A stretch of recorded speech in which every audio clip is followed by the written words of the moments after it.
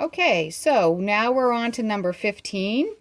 And 15 on the practice problems. This is again 5.2D. That's the worksheet if you're looking for it on Google Classroom.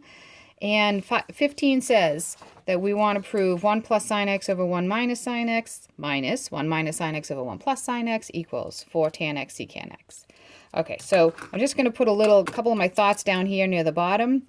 So I know that 1 minus sine x times 1 plus sine x, when I do, sorry, just so I don't go off the screen here, right? That equals cosine squared x. Well, that equals 1 minus sine squared x. Let's do it that way. And that equals cosine squared x. So if my denominator ends up being 1 plus sine x times 1 minus sine x, I could end up with cosine squared x on the bottom. What else is helpful when I'm looking at this problem? Well, 4 tan x secant x. So I'm sort of just thinking ahead. That's the same as 4 times sine x over cosine x. Ooh, my green pen is running out. That's 4 times sine x over cosine x, because that's what tan x is equal to, times 1 over cosine x, because that's what secant's equal to. So it looks like a cosine squared x on the bottom is going to be helpful. So I just like to sort of think ahead and say, where might this roadmap take me? Okay, so what I'm going to do with this, I have two fractions, so I'm going to use the strategy of combining fractions and hope that it leads me into the Pythagorean identity. So the common denominator, the least common denominator for these two fractions is going to be 1 plus sine x times 1 minus sine x. So I'm going to take my first one. I have 1 plus sine x over 1 minus sine x. And to get the least common denominator, I have to multiply that by 1 plus sine x over 1 plus sine x, so that I have both 1 minus sine x and 1 plus sine x on the bottom on this fraction.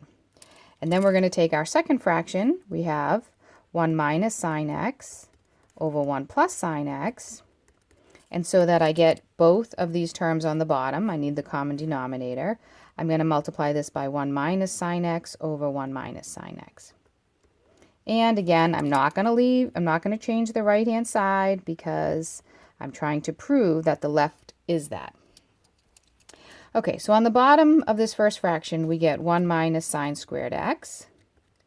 And on the bottom of the second fraction, we get 1 minus sine squared x. Now, what happens to the tops of them? So on the top of the first one, I get 1 plus sine x times 1 plus sine x. So be careful, that's not 1 plus sine squared x is a middle term.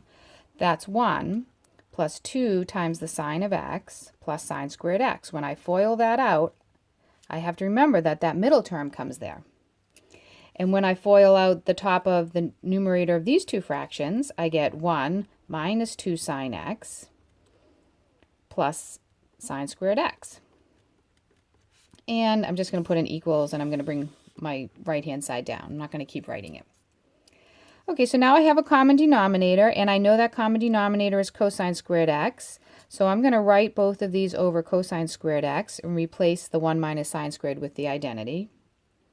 And then I'm going to write the numerator of both. So I have 1 plus 2 sine x plus sine squared x minus, now be careful, this minus applies to everything. So I'm going to minus 1, and then I'm going to minus a minus, so plus 2 sine x, and then I'm going to minus sine squared x.